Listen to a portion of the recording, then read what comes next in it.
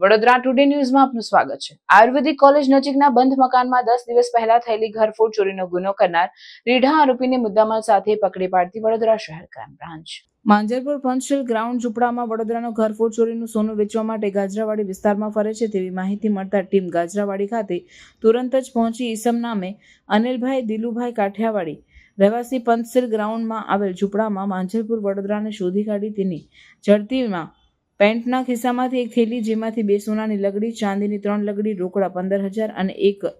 Oppo mobile phone મળતા ઈસમને તેની પાસેથી મળેલા કિંમતી મુદ્દામાલ બાબતે પૂછપરછ કરતા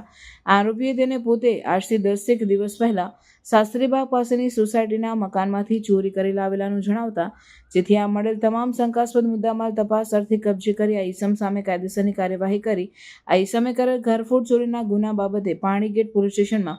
ગુનો નોંધાયેલ હોય જેથી પાણીગેટ પોલીસ સ્ટેશનને આ અંગે જાણ કરી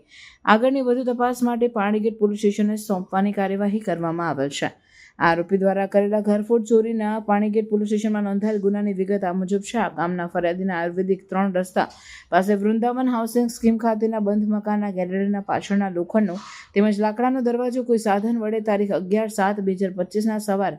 8 થી સાંજના 5:45 વાગ્યા દરમિયાન ચોર ઈસમે તોડી ઘરમાં પ્રવેશી તિજોરી તોડી સોના ચાંદીના દાગીના રોકડ મળી 1,91,000ની મત્તાને ચોરી કરી લઈ ગયા હતા।